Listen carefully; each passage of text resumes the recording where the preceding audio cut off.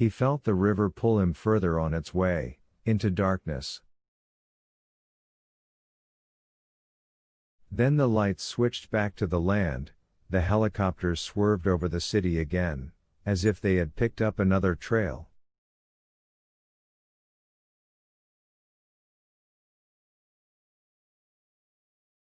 They were gone.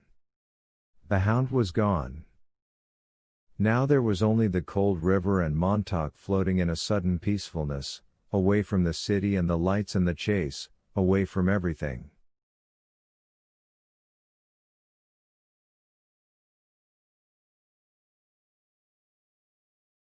He felt as if he had left a stage behind and many actors. He felt as if he had left the great seance and all the murmuring ghosts.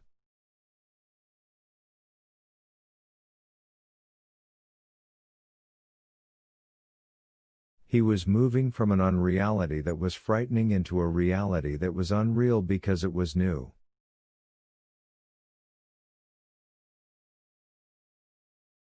The black land slid by and he was going into the country among the hills. For the first time in a dozen years the stars were coming out above him, in great processions of wheeling fire.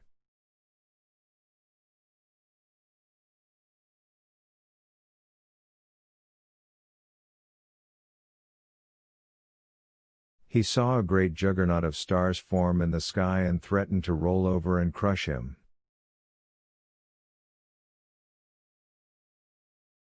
He floated on his back when the valise filled and sank. The river was mild and leisurely, going away from the people who ate shadows for breakfast and steam for lunch and vapors for supper.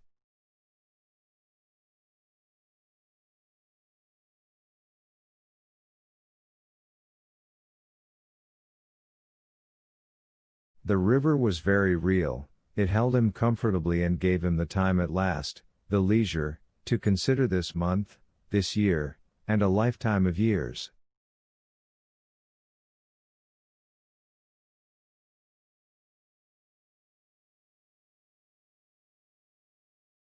He listened to his heart slow. His thoughts stopped rushing with his blood. He saw the moon low in the sky now. The moon there, and the light of the moon caused by what? By the sun, of course. And what lights the sun? Its own fire. And the sun goes on, day after day, burning and burning. The sun and time. The sun and time and burning. Burning. The river bobbled him along gently. Burning. The sun and every clock on the earth. It all came together and became a single thing in his mind. After a long time of floating on the land and a short time of floating in the river, he knew why he must never burn again in his life.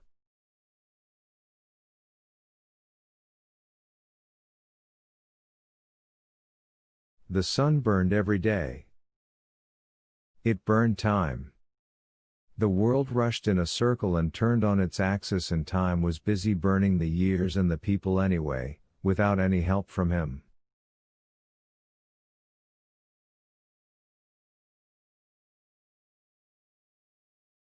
So if he burnt things with the firemen, and the sun burnt time, that meant that everything burned.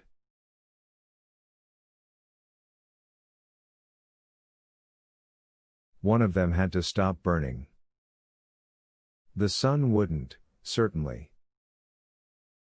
So it looked as if it had to be Montauk and the people he had worked with until a few short hours ago.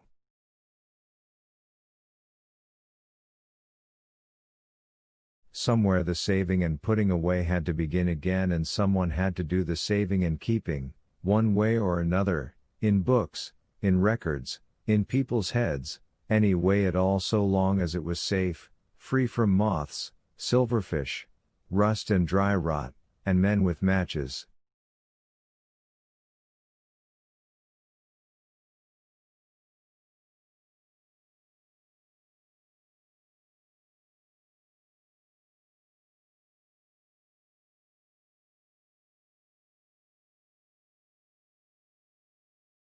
The world was full of burning of all types and sizes. Now the guild of the asbestos weaver must open shop very soon. He felt his heel bump land, touch pebbles and rocks, scrape sand. The river had moved him toward shore. He looked in at the great black creature without eyes or light, without shape, with only a size that went 1,000 miles without wanting to stop, with its grass hills and forests that were waiting for him.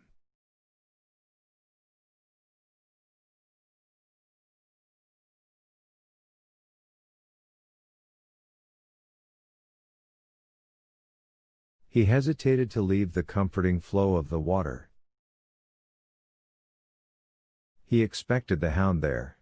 Suddenly the trees might blow under a great wind of helicopters.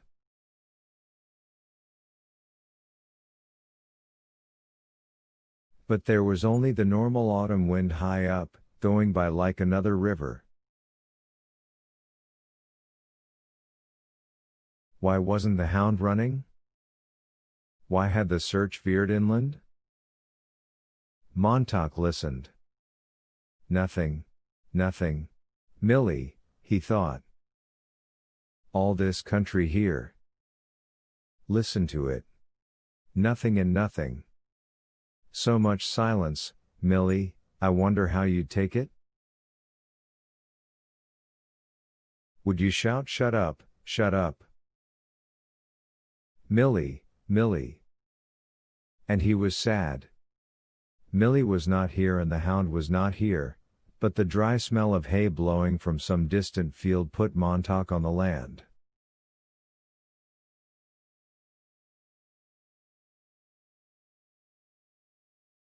He remembered a farm he had visited when he was very young, one of the rare times he had discovered that somewhere behind the 7 veils of unreality, beyond the walls of parlors and beyond the tin moat of the city, cows chewed grass and pigs sat in warm ponds at noon and dogs barked after white sheep on a hill.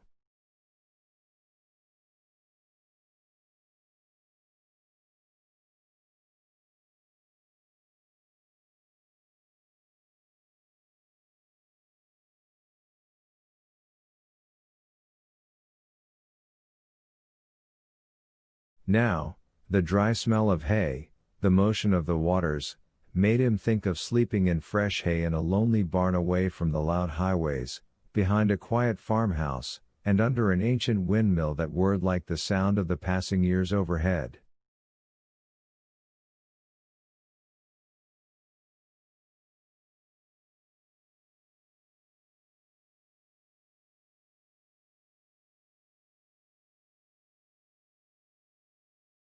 He lay in the high barn loft all night, listening to distant animals and insects and trees, the little motions and stirrings.